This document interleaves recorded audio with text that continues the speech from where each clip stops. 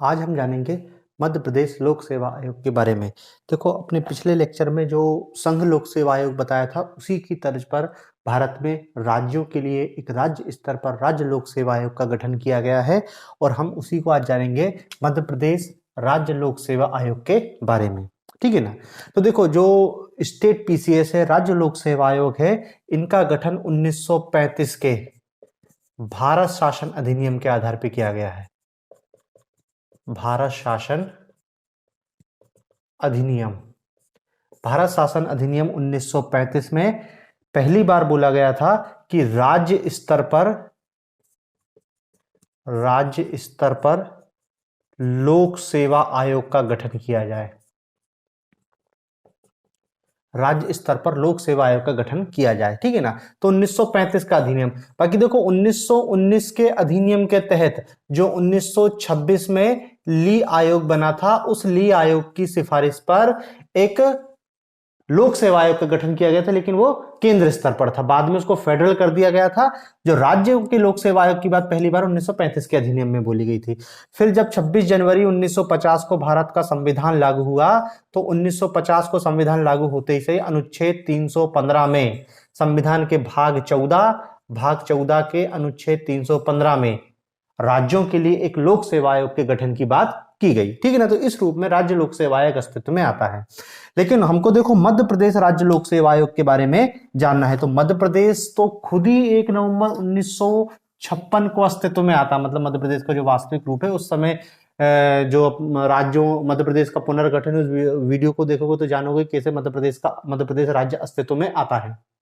तो मध्य प्रदेश जब अस्तित्व में आता है, उसी के बाद मध्य प्रदेश राज्य लोक सेवा आयोग का गठन किया जाएगा। तो देखो, यहां पर जब मध्य प्रदेश का गठन हम जान रहे हैं 1 नवंबर 1956, ये मध्य प्रदेश का गठन किया गया है 1 नवंबर 1956 को। तो देखो, इसी राज्य पुनर्गठन अधिनियम, मध्य प्रदेश पुनर्गठन अधिनियम, मध्य प्रदेश पुनर्गठन अधिनियम, मध्य प्रदेश पुनर्गठन अधिनियम 1956 की धारा 118(3) के अंतर्गत की धारा 118(3) के अनुसार मध्य प्रदेश लोक सेवा आयोग का गठन किया गया और 1 नवंबर 1956 को यह अस्तित्व में आया है। ठीक है ना। तो आपको यह धारा याद रखनी है, 118(3) मध्य प्रदेश पुनर्गठन अधिनियम 1956 की धारा 118(3) के तहत मध्य प्रदेश लोक सेवा आयोग का गठन 1 नवंबर 1956 को किया गया। ठीक है ना। तो ये 1 नवंबर 1956 को मध्य प्रदेश लोक सेवा आयोग का गठन कर दिया गया। 1957 से इसने कार्य प्रारंभ किया।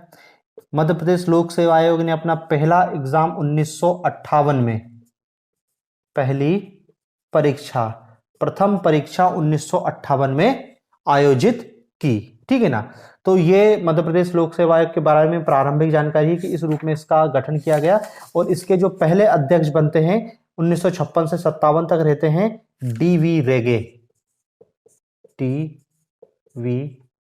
रेगे, ये इनके प्रथम अध्यक्ष बनते हैं 1956 में। ठीक है ना। तो देखो, ये मध्य प्रदेश लोक सेवा आयोग के गठन की हमने शुरुआत देख ली कि कैसे ये मध्य प्रदेश रोज लोक सेवा आयोग अस्तित्व में आता है। अब चूंकि ये एक संवैधानिक संस्था है, अतः इसके हमको संवैधानिक प्रावधान देखने होंगे। मध्य प्रदेश लोक सेवा आयोग, वो देखो, ये जो संवैधानिक प्रावधान है स्पेशली मध्य प्रदेश लोक सेवा आयोग के नहीं है, ये राज्य लोक सेवा आयोग के संबंध में संवैधानिक प्रावधान है। तो देखो, संवैधानिक प्रावधान के तहत भाग 14 अनुच्छेद 315 से 323 तक राज्य लोक सेवा आयोग के बारे में जानकारी दी गई है। अनुच्छेद 315 से 323 तक राज्य लोक सेवा आयोग के बारे में जानकारी दी गई। सबसे पहले देखते हैं अनुच्छेद 315। अनुच्छेद 315 में क्या जानकारी दी गई, सबसे पहले ये देखते हैं। तो देखो, अनुच्छेद 315 में बोला गया है कि राज्यों के लिए एक राज्य लोक सेवा आयोग होगा।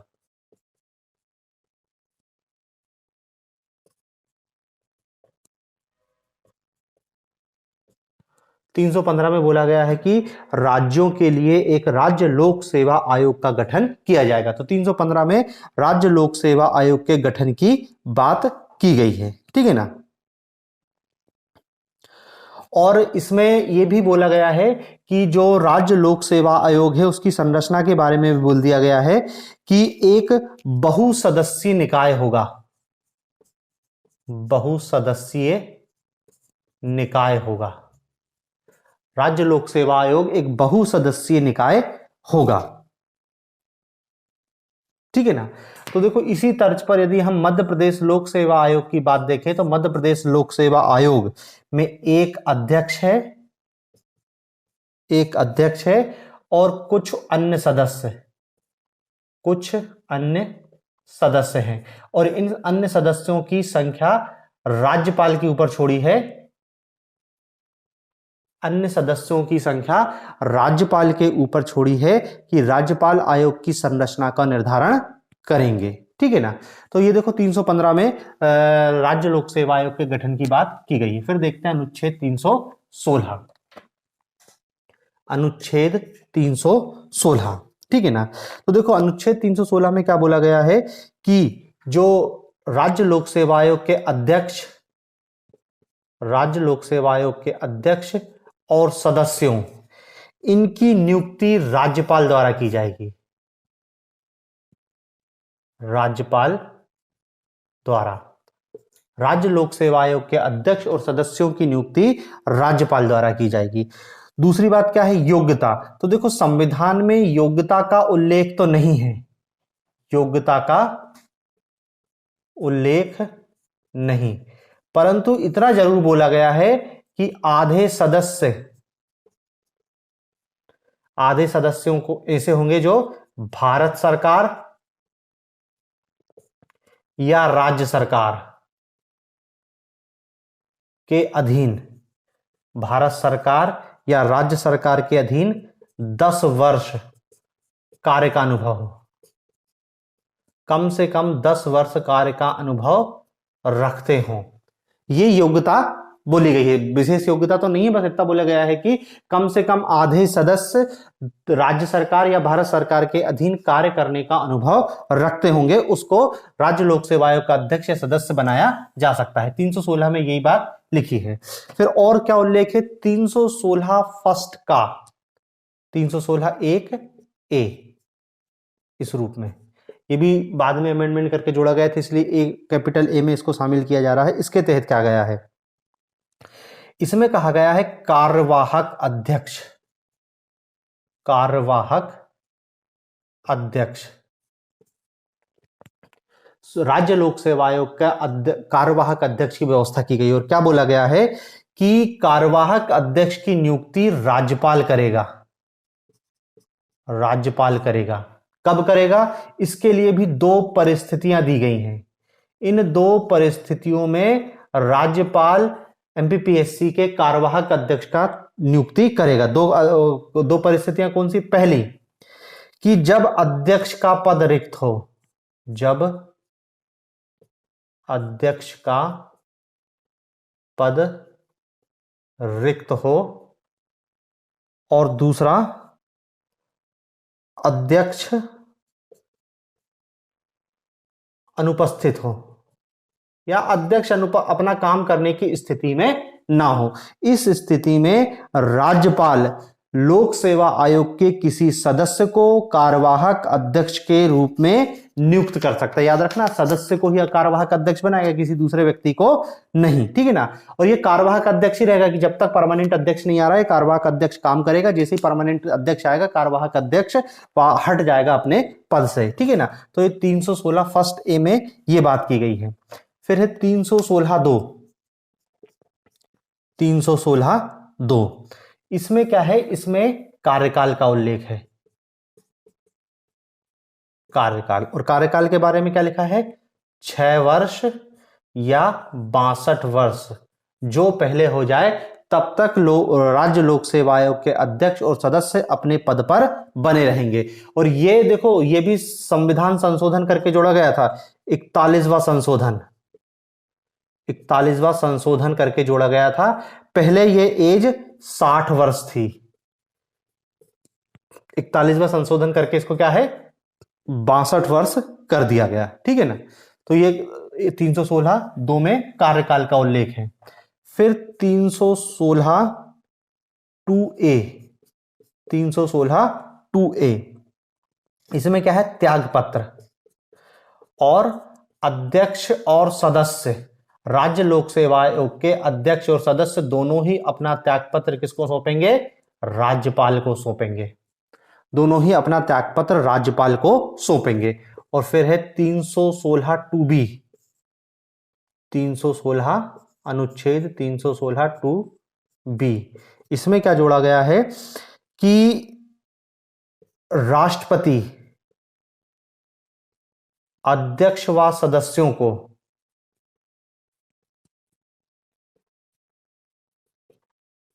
संविधान में वर्णित विधि द्वारा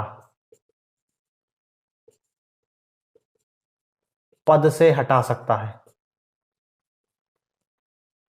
संविधान में वर्णित विधि द्वारा पद से हटा सकता। अभी क्या विधि होगी ये अभी आगे देखेंगे। बाकी 316 2B में कहा गया है कि ये भारत के राष्ट्रपति को अधिकार है कि संविधान में वर्णित विधि का उपयोग करके राज्य लोक सेवा आयोग के अध्यक्ष और उनके सदस्यों को कार्यकाल पूरा होने से पहले भी अपने पद से हटा सकता है, ठीक है ना। अब अगला अनुच्छेद है 317, देखते हैं 317 क्या कहता है। आर्टिकल 317, तो देखो आर्टिकल 317 कहता है कि राष्ट्रपति राज्य लोक सेवा आयोग के सदस्य और सदस्य व अध्यक्ष को निम्न परिस्थितियों में पद मुक्त कर सकता है। निम्न परिस्थिति में पद मुक्त कर सकता है। निम्न परिस्थिति में पद मुक्त कर सकता है। कौन कौन सी परिस्थिति है देखो, सबसे पहली पॉइंट बोला गया है कि वो दिवालिया घोषित हो जाए। सदस्य या अध्यक्ष दिवालिया, सदस्य व अध्यक्ष दिवालिया घोषित हो जाए, ठीक है ना।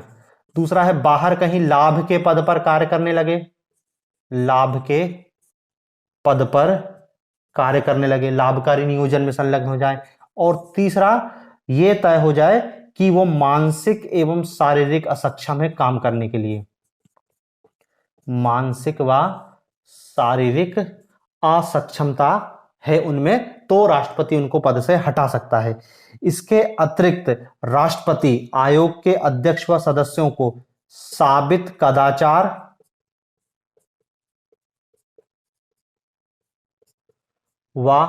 कदाचार या दुर्व्यवहार के आधार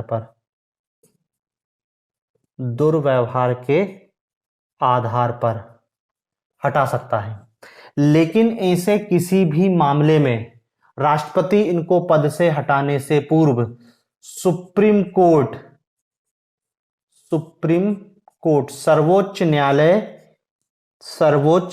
न्यायालय के पास जांच के लिए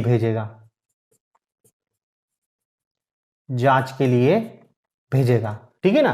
पहले मामला सुप्रीम कोर्ट जाएगा, हाई कोर्ट नहीं जाएगा, सुप्रीम कोर्ट जाएगा। सुप्रीम कोर्ट जांच करेगा और सुप्रीम कोर्ट जो सलाह देगा राष्ट्रपति को, राष्ट्रपति वह सलाह मानने के लिए बाध्य है। और यदि राष्ट्रपति पद से हटाने की सलाह देता है तो पद से हटा दिया जाएगा, और यदि राष्ट्रपति सलाह नहीं देता है तो मतलब सुप्रीम कोर्ट पद से हटाने की सजा नहीं देता है तो पद से नहीं हटाया जाएगा, ठीक है ना। तो याद रखना कि राष्ट्रपति सलाह मानने के लिए बाध्य है।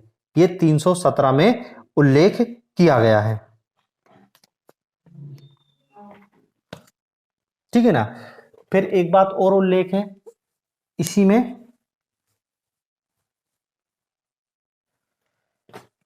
कि यदि जैसे मामला सुप्रीम कोर्ट में जांच के लिए गया है कि सदस्य या अध्यक्ष को पद से हटाना है, उस दौरान जब सुप्रीम कोर्ट मामले की जांच कर रहा है उस दौरान सदस्य और अध्यक्ष इनको निलंबित रखा जा सकता है, निलंबित किया जा सकता, सस्पेंड किया जा सकता है, और यह निलंबन का अधिकार राज्यपाल के पास है। यह बहुत महत्वपूर्ण लाइन है कि पद से हटाने का अधिकार राष्ट्रपति है, लेकिन निलंबन, सस्पेंशन और पद में अंतर है। यह सस्पेंशन अल्पकालिक है कि अभी जांच चल रही, जब तक सस्पेंड रहेंगे, जांच हो जाएगी और मान लो उनको दोष मुक्त कर दिया जाता है तो वापस अपने पद पर आ जाएंगे, ठीक है ना। लेकिन एक बार पद से मुक्त कर दिया तो फिर कुछ नहीं हो सकता। पद मुक्ति का अधिकार राष्ट्रपति के पास है, लेकिन निलंबित करने का अधिकार राज्यपाल के पास है, ठीक है ना।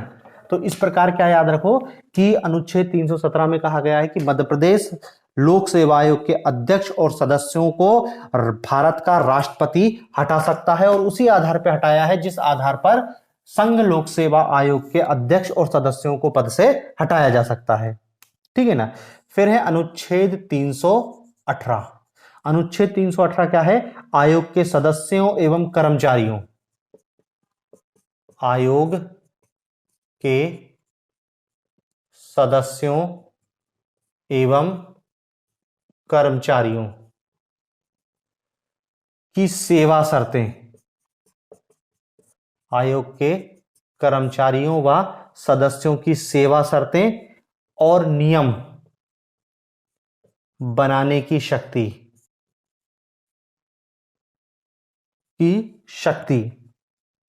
आयोग के सदस्यों की, कर्मचारियों की संख्या और सेवा शर्तों, इन सबको अधिकार क्या दिया गया? राज्यपाल। मतलब आयोग में कितने सदस्य होंगे, उनकी सेवा शर्तें, कर्मचारी, सबको बनाने की जिम्मेदारी किसके पास है?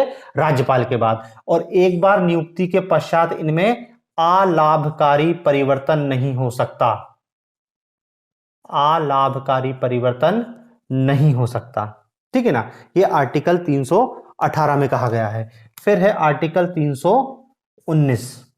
आर्टिकल 319 क्या कहा गया है कि देखो इसको थोड़ा सा, आर्टिकल 319 को समझना थोड़ा सा कि कैसे इसमें प्रतिबंध लगाया गया है।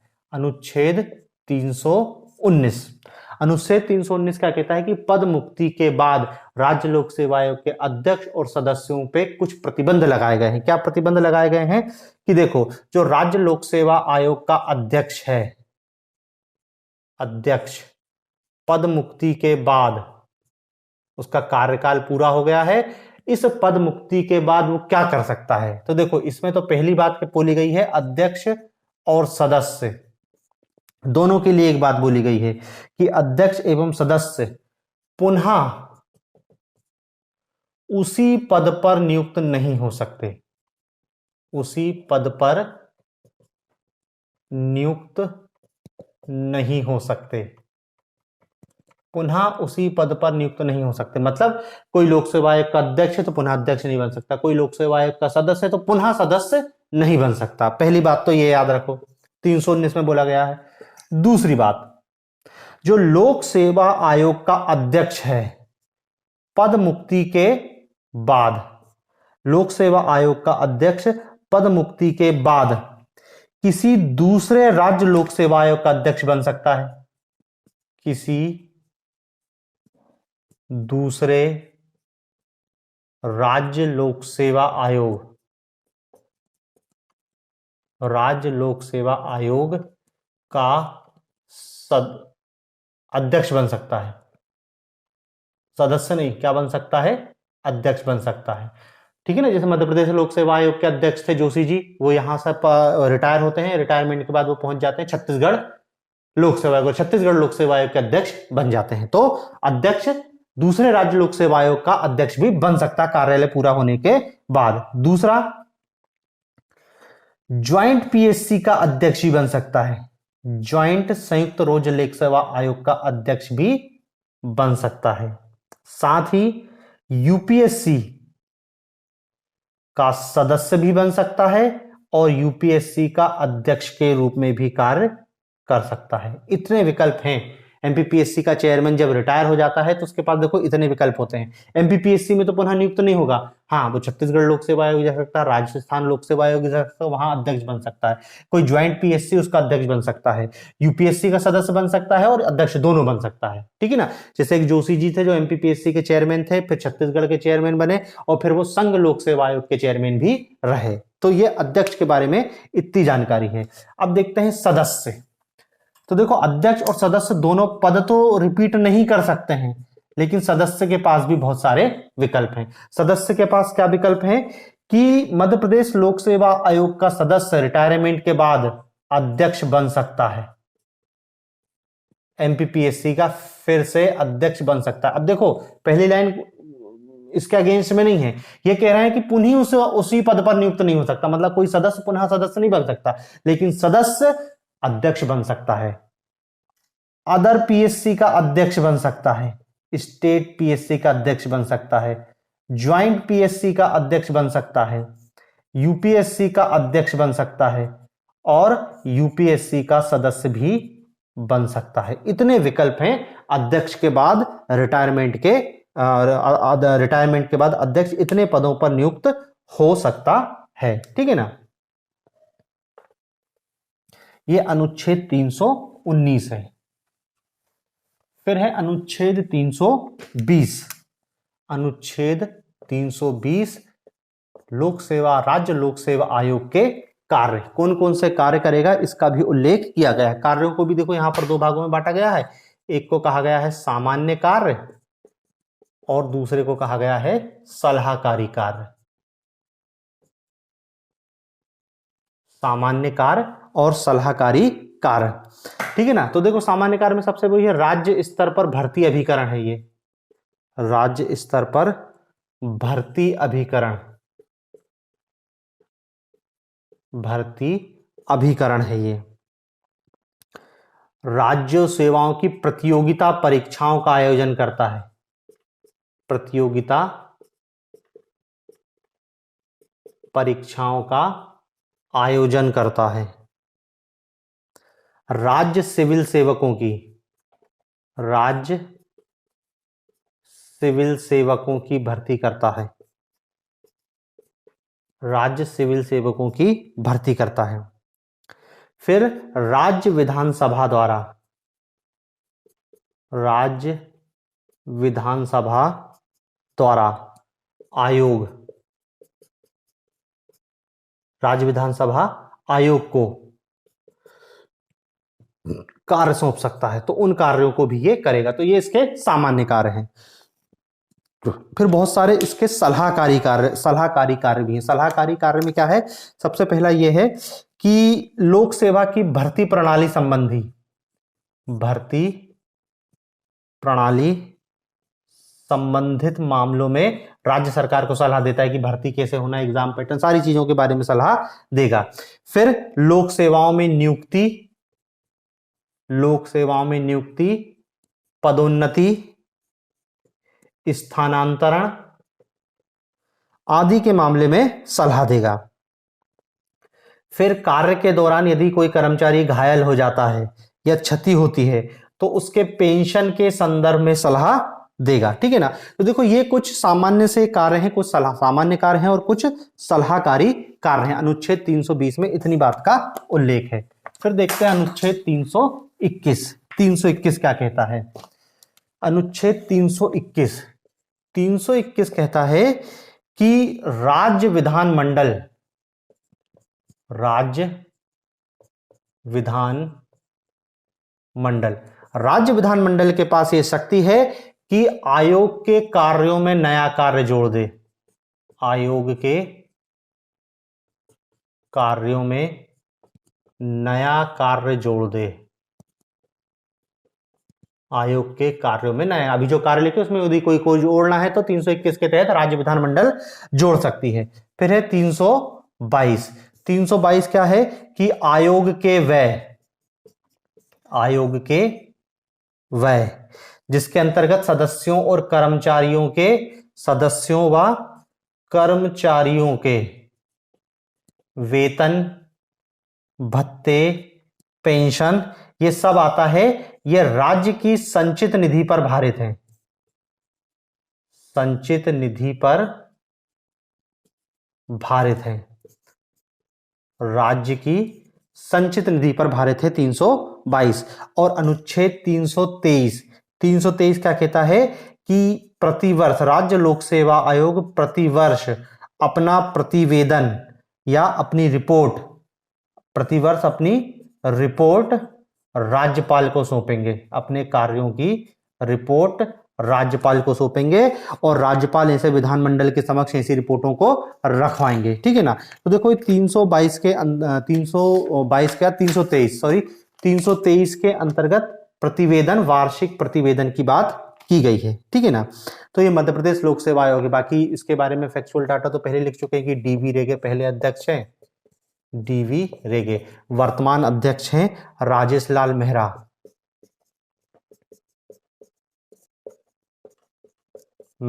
ठीक है ना। और जो वर्तमान में संरचना है 1+4, एक अध्यक्ष और 4 सदस्य। ठीक है ना। तो ये मध्य प्रदेश राज्य लोक सेवा आयोग के बारे में इतनी बातें आपको याद रखनी है। अब देखो अपने संघ लोक सेवा आयोग देख लिया, राज्य लोक सेवा आयोग देख लिया, तो थोड़ा सा दो तीन लाइन अपन क्या है संयुक्त राज्य लोक सेवा आयोग के बारे में भी देख लेते हैं। संयुक्त राज्य लोक सेवा आयोग, संयुक्त राज्य लोक सेवा आयोग। ठीक है ना।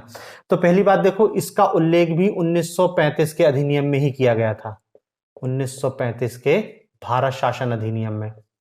वहीं से हमको फेडरल पब्लिक सर्विस कमीशन, राज्य पब्लिक सर्विस कमीशन और joint state public service commission भी दिखाई देता है। फिर संविधान के अनुच्छेद 315 सब क्लॉज 2 में उल्लेख किया गया है कि 2 या 2 से अधिक राज्यों के लिए ज्वाइंट पीएससी, 2 या 2 से अधिक राज्यों के लिए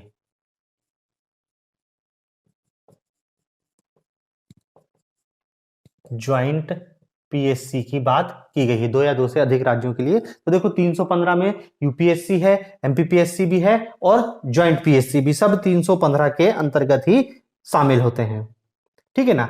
लेकिन एक अंतर है, देखो जो यूपीएससी है, जो आपका एमपीपीएससी है, ये दोनों संवैधानिक निकाय है, मतलब संविधान में उल्लेख है। अब देखो ज्वाइंट पीएससी का भी आपको संविधान में उल्लेख दिखेगा, लेकिन ये किसी राज्य के लिए जब ज्वाइंट पीएससी बनती है तो ये दरअसल क्या है, अधिकार संसद को दिया गया है। भाई ज्वाइंट पीएससी के गठन का प्रावधान क्या है कि जैसे 2 या 2 से अधिक राज्यों के विधानमंडल पहले प्रस्ताव बना के संसद के पास भेजेंगे और संसद फिर इस जेपीएससी का गठन करेगा। तो इस रूप में ये जो संयुक्त लोक सेवा आयोग है एक सांविधिक निकाय है, ये याद रखना आप, सांविधिक निकाय, संवैधानिक नहीं है।